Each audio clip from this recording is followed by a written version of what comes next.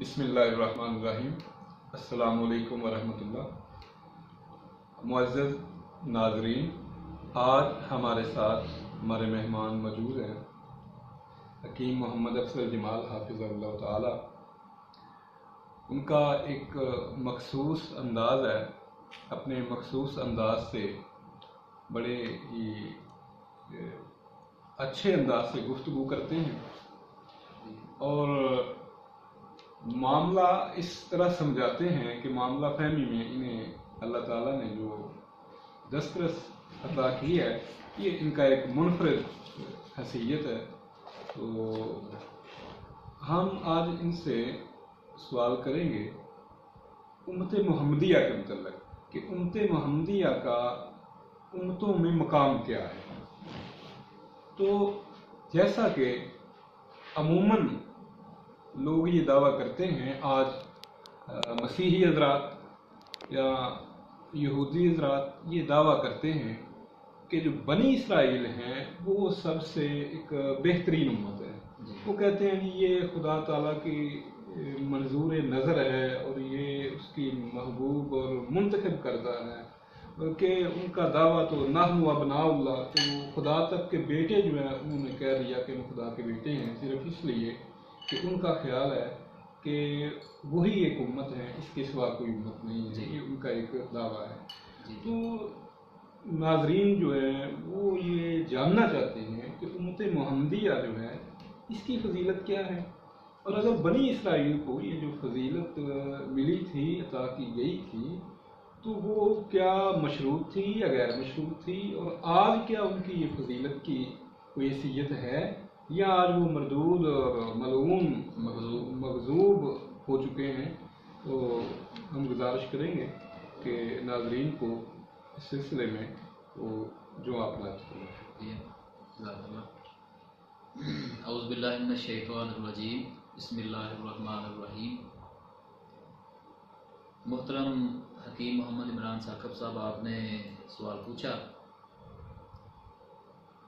اللہ رب العزت نے قرآن مجید میں بیان فرمایا ہے، دوسرا سپارہ سورۃ البقرہ، فرمایا وَكَذَلِكَ جَعَلْنَاكُمْ أُمَّةً وَسَطًا لِتَكُونُوا شُهَدَاءَ عَلَى النَّاسِ وَيَكُونَ الرَّسُولُ عَلَيْكُمْ شَهِيدًا۔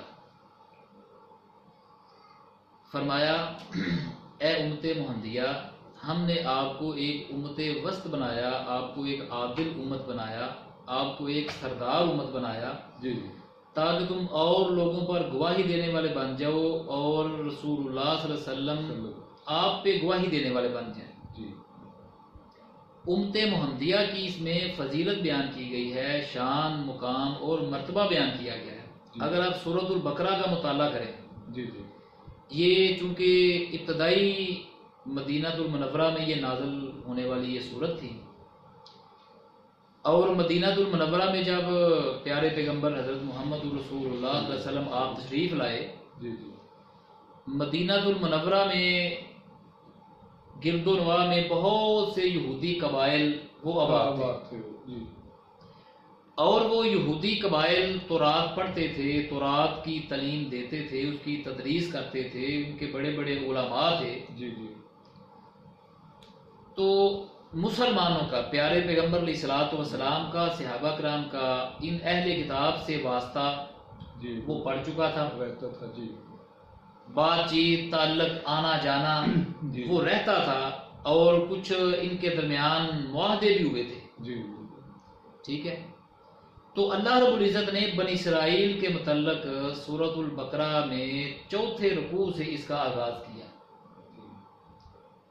چوتھے رکوع سے بنی اسرائیل کے متعلق بیان فرمایا اللہ تعالیٰ نے، اے بنی اسرائیل، یاد کرو میری نعمتوں کو، میرے وہ انعامات کو جو میں نے تم پر کیے۔ میں نے تمہیں جہان والوں پر فضیلت دی تھی، ٹھیک ہے، ہاں، میں نے تمہیں جہان والوں پر فضیلت دی تھی، وَأَنِّي فَضَّلْتُكُمْ عَلَى الْعَالَمِينَ، ٹھیک ہے، فضلت، ٹھیک ہے، میں نے تمہیں فضیلت دی تھی۔ یہ نہیں کہ فضیلت ماضی کا سی، یہ نہیں کہ فضیلت میں نے تمہیں اب بھی دے رکھی ہے، یا اس میں کوئی ابدی فضیلت تمہارے لیے مراد ہے، یہ نہیں ہے، اس میں کوئی ابدی کا لفظ نہیں ہے۔ میں نے تمہیں جہان والوں پر فضیلت دی تھی. فضیلت صاحب کا بات کی صاحب کا بات کی جا رہی ہے. اس فضیلت کا ذکر کیا گیا ہے کہ ان کی فضیلت ایسی تھی، ان کا مقام اور مرتبہ ایسا تھا. حضرت موسیٰ علیہ السلام جیسے جلیل القدر پیغمبر آئے، اور انبیاء کرام کا ایک سلسلہ ان سے حضرت ابراہیم علیہ السلام اور پھر یہ کے بعد دیگرے یہ سلسلہ چلتا رہا حضرت یعقوب علیہ السلام سے. تو اس سلسلے میں وہ بھی ایک بہت بڑی فضیلت تھی. پھر اس کے بعد حضرت موسیٰ علیہ السلام جیسے جلیل القدر پیغمبر آئے، یہ بھی ایک بہت بڑی فضیلت تھی. اور پھر ایک غلام قوم کو اٹھایا اللہ تعالیٰ نے، تخت و تاج کا مالک بنا دیا، اور جو ظلم کرنے والے تھے ان کو ان کی آنکھوں کے سامنے غرق کر دیا. ٹھیک ہے، فرعون اور آل فرعون. فرمایا تمہاری آنکھوں کے سامنے وَأَنْتُمْ تَنْظُرُونَ، تم دیکھ رہے تھے. ٹھیک ہے، یہ کچھ فضیلتیں تھیں ان کی، یہ کچھ ان کا مقام تھا. اللہ رب العزت نے سورۃ البقرہ میں یہاں چوتھے رکوع سے شروع کر کے پھر آگے 5 6 7 8 9 10 آگے مسلسل 20 رکوع تک اللہ تعالیٰ نے ان کی کرپشن بیان کی ہے. یعنی ان کے زمانے میں جو لوگ تھے ان میں سے انہیں فضیلت عطا کی. ہاں، اس وقت کی اقوام تھی، ان اقوام میں بنی اسرائیل کی فضیلت تھی. لیکن انہوں نے اپنی کرپشن کی بنا پر، اپنی بدعنوانیوں کی بنا پر، اقربا پروری کی بنیاد پر، اور پھر انہوں نے ایک جھوٹے جو خواہشات اپنی پال لی تھی، جھوٹی امیدیں اور تمنائیں ان کے دلوں میں تھی، تکبر حسد اور ایک نسل پرستی ان کے اندر بہت زیادہ تھی. اور گمنڈ اتنا تھا، جس طرح کہ آپ ابھی یہ آیت کریمہ پڑھ رہے تھے کہ کہتے ہیں ہم اللہ کے بیٹے ہیں، نحن ابناء اللہ واحباؤہ، اللہ کے بیٹے ہیں اور اللہ کے محبوب ہیں. ٹھیک ہے، یہ تکبر انہیں لے ڈوبا کہ اب ہمیں عمل کی ضرورت نہیں، ہم تو بخشے بخشائے ہیں، ہم تو نبیوں کی اولاد ہیں. یہ ساری کرپشن، یہ تحریفات کتاب اللہ کے اندر، پھر فرمایا کہ انہوں نے اللہ کی کتاب کو پسے پشت پھینک دی. اور پھر انبیاء دشمنی، جو نبی ان کی اصلاح کرنے کے لیے آیا، جو پیغمبر ان کی اصلاح کرنے کے لیے آیا، انہوں نے اس کی مخالفت کی، اور انہوں نے کئی نبیوں کو شہید کر دیا. خود یہ تو قرآن کریم کی بات ہے، آپ بڑے احسن طریقے سے بیان فرما رہے ہیں. اگر ہم بائبل کو بھی دیکھیں تو بائبل کے اندر بھی لکھا ہے کہ یہ ملعون قوم ہے. ملعون قوم ہے. عیسیٰ علیہ السلام نے بھی کہا کہ حضرت مسیح ابن سانپ کے بچوں، افی اور سانپ کے بچوں اور نبیوں کے قاتلوں کے فرزندوں. تو یعنی بائبل بھی اس کی شہادت، بائبل بھی گواہی دے رہی ہے. جی بالکل. ٹھیک ہے، یہ ساری ان کی کرپشنیں بیان کر کے پھر جہاں سے دوسرے سپارے کا آغاز ہوتا ہے سورۃ البقرہ میں. ٹھیک ہے، یہاں پھر ان کی کرپشنیں بیان کر کے، ان کا ایک ایک جرم بیان کر کے ان کا باقاعدہ کورٹ مارشل کیا گیا، ان کو کٹہرے میں کھڑا کیا گیا، اور ان کو باضابطہ طریقے سے اس عہدے سے معزول کر دیا گیا. یعنی ان کے گناہ جو ہے ترتیب وار بیان کر کے کہ تمہارے اوپر اللہ تعالیٰ نے یہ نعمتیں تمہیں عطا کی، ان نعمتوں کو یاد کرو اور تم نے ان کو کفران نعمت کیا ہے، اب لہٰذا اب جو تم پہلے تمہیں جو عزت ملی تھی اب تم اس کے اہل نہیں رہے. اور یہ دنیا کی رہنمائی کا، دنیا کی امامت کا، دنیا کی رہبری کا جو تاج تمہارے سروں میں رکھا گیا تھا، اب یہ تاج باضابطہ تم سے لیا جاتا ہے. ٹھیک ہے، اب تم اس کے اہل نہیں رہے. وہ تو قرآن کریم نے فرمایا نا، لا ینال عہد الظالمین، لا ینال عہد الظالمین. تو ظالموں سے جب یہ ظالم ہو گئے تو اللہ نے رد کرا دیا. وہ جو عہد تھا اللہ کا وہ ختم ہو گیا، ان کے ساتھ فضیلت ان کی جو تھی وہ ختم ہو گئی. جی. اور اللہ تعالیٰ نے پھر یہ جب جہاں سے پھر پہلا سپارہ ختم ہونے کے قریب آتا ہے سورۃ البقرہ میں، یہاں سے پھر اللہ تعالیٰ نے بیت اللہ کا ذکر کیا، دعائے ابراہیم کا ذکر ہے، حضرت ابراہیم. ٹھیک ہے. اب بیت اللہ کا ذکر آ گیا، آگے پھر تحویل قبلہ کی آیات آ گئی. بالکل ٹھیک ہے، تحویل قبلہ کی آیات آ گئی. فرمایا پہلے ہم نے مرکز بنایا تھا بیت المقدس کو. یعنی پہلے حضرت اسحاق علیہ السلام کی نسل سے جو نبی آ رہے تھے ان کا تذکرہ کیا سارا. جی. اور اس کے بعد اللہ تعالیٰ نے اسماعیل علیہ السلام کی جو اولاد تھی ان کا ذکر بیت اللہ کا ذکر جی، بیت کیا، اللہ کا ذکر کیا، وہ حضرت ہاجرہ کا ذکر جی کیا، جی بالکل، ان کا تذکرہ اور کرتے پھر ہوئے تحویل قبلہ کی جی آیات آ گئی۔ یہ بتایا کہ ان کے ان گناہوں کے سبب، ہاں جی، یہ تو مجھے وہی بات لگ رہی ہے جیسا کہ انجیل کے اندر بھی بیان کیا وہ گیا ہے، پاکستان والی مثال، جی پاکستان کی جو مثال ہے کہ خدا کی بادشاہی تم سے لے لی جائے گی، تم سے لے لی اور جائے اس گی، قوم کو جو اس کے پھل لائے اس کو دے دیجیے، اس آپ کو نے دے دی کیا جائے گی، خوبصورت بات جو ہے وہ قرآن اس کو کے دے حوالے دی سے جائے کی، گی، ماشاء ٹھیک ہے، اللہ، جی ٹھیک ہے۔ اب جب تحویل قبلہ کی آیات آ گئی، جی ٹھیک ہے، جی اور باقاعدہ حکم آ گیا سیقول السفہاء من الناس ما واللہ عن قبلتہم التی کانوا علیہا، جی ٹھیک ہے۔ جب نبی اکرم صلی اللہ علیہ وسلم آپ مدینہ میں تشریف لائے جی تو یہاں اللہ کی طرف سے حکم تھا کہ بیت المقدس کی طرف منہ کر کے نماز پڑھیں، جی ٹھیک ہے۔ جی وہ بیت المقدس کی طرف 16-17 مہینے اہل اسلام مسلمان بیت المقدس کی طرف منہ کر کے نماز ادا کر، اس کی بہت سی حکمتیں جی تھیں، ٹھیک ہے۔ یہود کو قریب کرنا، انہیں دعوت پیش کرنا، ان کو متاثر کرنا، یہ ایک اللہ پاک اس میں حکمت تھی، ٹھیک ہے۔ جی 16-17 مہینے صحابہ کرام اور نبی اکرم صلی اللہ علیہ وسلم آپ بیت المقدس کی طرف منہ کر کے نماز پڑھتے رہے، جی جی ٹھیک ہے۔ اب جب یہ آیات نازل ہوئی، ساتھ ساتھ یہ احکامات نازل ہوئے، یہود کا ان کی کرپشن بیان کی گئی، جی نبی اکرم صلی اللہ علیہ وسلم آپ مدینہ سے باہر ایک بستی، جی ادھر اللہ کے نبی صلی اللہ علیہ وسلم آپ کے صحابی حضرت بشر بن برا بن معرور رضی اللہ تعالیٰ، جی ان کے گھر اللہ کے نبی تشریف فرما تھے، کچھ صحابہ کرام صاحب تھے، تو وہاں عصر کی نماز آپ ادا فرما رہے تھے، اور اسی دوران اس سے قبل بھی پیارے پیغمبر اسلام کی شدید خواہش تھی کہ ہمارا قبلہ بیت اللہ ہو، بیت اللہ، جی ٹھیک ہے، ہمارا قبلہ بیت اللہ ہو، اور اللہ تعالیٰ نے پیارے پیغمبر اسلام کی اسی خواہش کا ذکر آگے فرمایا قد نرا تقلب وجہک فی السماء، آسمان کی طرف آپ کا چہرہ، اے پیارے پیغمبر اسلام ہم آپ کا چہرہ بار بار آسمان کی طرف اٹھتا ہوا دیکھ رہے ہیں، جی فَلَنُوَلِّيَنَّكَ قِبْلَةً تَرْضَىٰ، سبحان، جی ٹھیک ہے، ہم آپ کا چہرہ اسی طرف پھیریں گے جسے آپ، لہذا اب آپ اپنا چہرہ بیت اللہ کی طرف پھیرتے ہیں، جی اب آپ کا چہرہ بیت اللہ کی طرف ہو گیا، اب دنیا کی امامت، دنیا کی رہبری، دنیا کی رہنمائی جی اب وہ یہود سے نصارہ سے لے لی گئی، اور امت محمدیہ کے سروں پہ اب یہ تاج رکھ دیا گیا، فرمایا وَكَذَلِكَ جَعَلْنَاكُمْ أُمَّةً وَسَطًا لِتَكُونُوا شُهَدَاءَ عَلَى النَّاسِ، فرمایا اب یہ دنیا کی سرداری، رہبری اب یہ آپ کے سروں پہ رکھ دی گئی، جی اب آپ اس کے اہل ہیں، جس طرح آپ وہ انجیل کی ایک مثال بیان کر رہے تھے، اور پاکستان والی، پاکستان کی مثال، ٹھیک ہے، وہ ایک بندہ ایک پاکستان ہے، وہاں وہ ایک مالی مقرر کرتا ہے، وہاں پھر آپ بیچنے وہ مالی قبضہ کر لیتے ہیں، جی وہ مالک جو ہے وہ بیچتا ہے اپنا حصہ لینے کے لیے، جی وہ اسے مارتے ہیں، جی کسی کا سر پھوڑ دیتے ہیں، جی وہ پھر کیا کرے گا، وہ آئے گا ان سے ٹھیکہ لے لے گا، ظاہر سی بات ہے، ان سے وہ لے لے گا اس قوم کو دے گا جو پھل دے گی اس سے، جو پھل دے گی، تو ٹھیک ہے۔ جی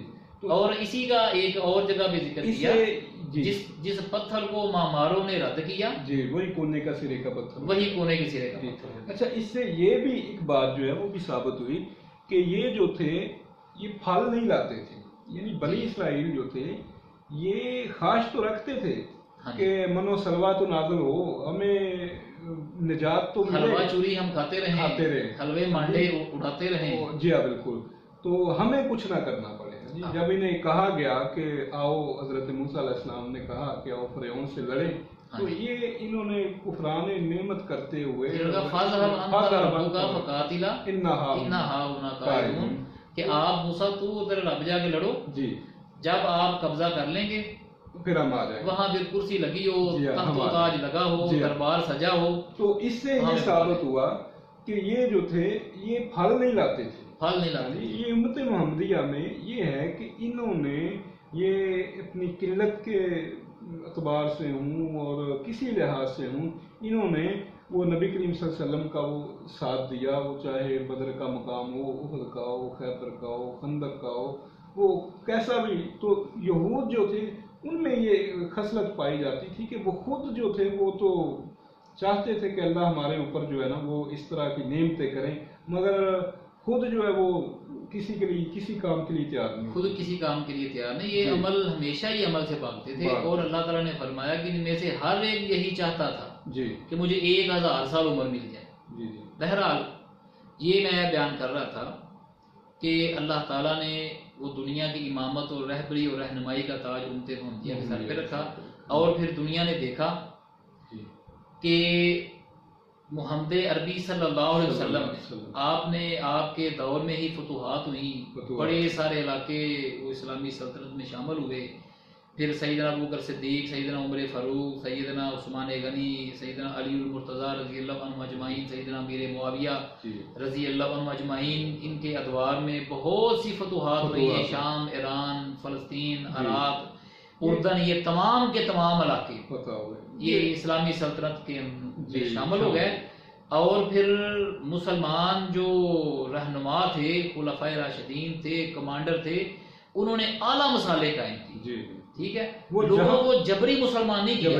یہ بہت بڑا، یہ ہمارے یہ مسیحی دوست یہ مغالطہ ڈالنے کی کوشش کرتے ہیں کہ اسلام تلوار کے زور سے پھیلا، کوئی ایسا واقعہ، جبکہ اتنا مسلمانوں نے اندلس میں اسپین پہ اتنی بڑی حکومت کی، ٹھیک ہے، کئی صد سالہ، کئی صدیوں پہ ان کی حکومت مسلمانوں کی، کوئی ایک واقعہ ایسا کوئی طریق سے ثابت نہیں ہوتا کہ مسلمانوں نے جبری طور پہ لوگوں کو، عیسائی مسلمانوں کو یعنی عیسائیوں کو، غیر مذہب کو جبری طور پہ اسلام میں داخل کیا، ٹھیک ہے، ان کے چرچز، ان کی عبادت خانے وہ انہی کے پاس رہنے تھے، بالکل، ٹھیک ہے، بلکہ یہود کا یہ طریقہ تھا لوگوں کو جبرن کرتے تھے۔ اور پھر جب دوبارہ اسپین پہ یہ مسیحیوں کا قبضہ ہوا، اور والٹیئر وہ لکھتا ہے، اب وہ مسیحی مورخ ہے، وہ مسلمان مورخ نہیں، وہ لکھتا ہے 50,000 مسلمانوں کے متعلق، تو وہ لکھتا ہے کہ 50,000 مسلمانوں کو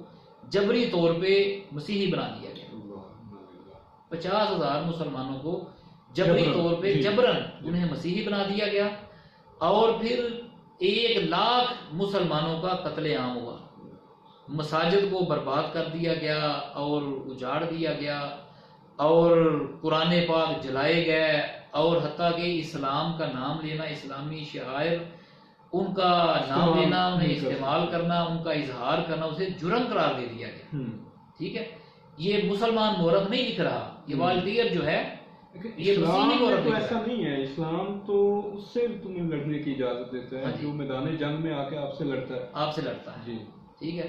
نبی اکرم صلی اللہ علیہ وسلم آپ نے ارشاد فرمایا، صحیح حدیث میں ہے، ابو ہریرہ رضی اللہ تعالیٰ عنہ بیان کرتے ہیں، پیارے پیغمبر علیہ الصلوۃ والسلام نے ارشاد فرمایا والذی نفس محمد بیدہ، فرمایا مجھے اس ذات کی قسم جس کے ہاتھ میں محمد کی جان ہے، لا یسمع بی احد من هذه الامة یہودی ولا نصرانی، فرمایا کوئی یہودی اور کوئی نصرانی، فرمایا جو لا یسمع بی احد، جو میرے متعلق سن لے، ٹھیک ہے، ثم یموت ولم یؤمن باللہ، پھر وہ اس حال میں مر جائے کہ میرے متعلق اس نے سن لیا ہے، میری نبوت و رسالت کے متعلق سن لیا ہے، پھر وہ ایمان نہ لائے، ٹھیک ہے، ولم یؤمن بالذی ارسلت بہ، جو مجھے اللہ تعالیٰ نے پیغام دے کر بھیجا، جو کتاب دے کر بھیجا، اس پہ وہ ایمان نہیں لائے، اسے قبول نہیں کیا، الا کان من اصحاب النار، فرمایا وہ جہنم میں جائے گا، اس کی نجات نہیں، نجات جو ہے وہ اسلام قبول کرنے کے بعد ہے۔ یہ وہی جس طرح کہ آپ کا بھی ایک مضمون ہے، ٹھیک ہے، یہ وہی تسلسل ہے، یہ نبوت و رسالت کا یہ وہی تسلسل ہے، وہی پیغام ہے، اسے ذکرہ بھی کہا گیا ہے، یہ نصیحت ہے، یہ قرآن نصیحت ہے، یہ وہ یاد دہانی ہے، ٹھیک ہے، یعنی اسلام تو روزے اول سے ہے، پہلے دن سے ہے، انبیاء جو پیغام جو لے کے آتے رہے ہیں وہ پیغام پر مختلف ہیں، اسلام وہی ہے پہلے اسلام۔ پھر اس کی خصوصیات ہیں، سب سے پہلی اس کی خصوصیت یہ ہے کہ یہ اسلام، یہ دین مکمل ہے، یہ امت محمدیہ کی خصوصیت ہے، یہ اسلام کی خصوصیت ہے کہ اسلام یہ مکمل ہے، اس میں کوئی کمی بیشی، کوئی چیز اب اس میں نہ اضافہ ہو سکتا ہے نہ کوئی چیز سے نکل سکتی ہے۔ فرمایا الیوم اکملت لکم دینکم واتممت علیکم نعمتی۔ پھر دوسری اس کی خصوصیت یہ ہے کہ یہ آسان ہے، فرمایا وَلَقَدْ يَسَّرْنَا الْقُرْآنَ لِلذِّكْرِ فَهَلْ مِن مُّدَّكِرٍ، یہ آسان ہے، دین آسان ہے، احادیث آسان ہے۔ اب ہمارے لوگ نہ قرآن کو سمجھتے ہیں، یہ ہمارے اعتراض کرنے والے بھائی، نہ یہ حدیث کو سمجھتے ہیں، اور حدیث پہ بھی منہ کھول کے اعتراض کرنا شروع کر دیتے ہیں، اور قرآن پہ بھی اعتراض کرنا۔ سمجھ میں اپنی کمی ہے جی ٹھیک ہے.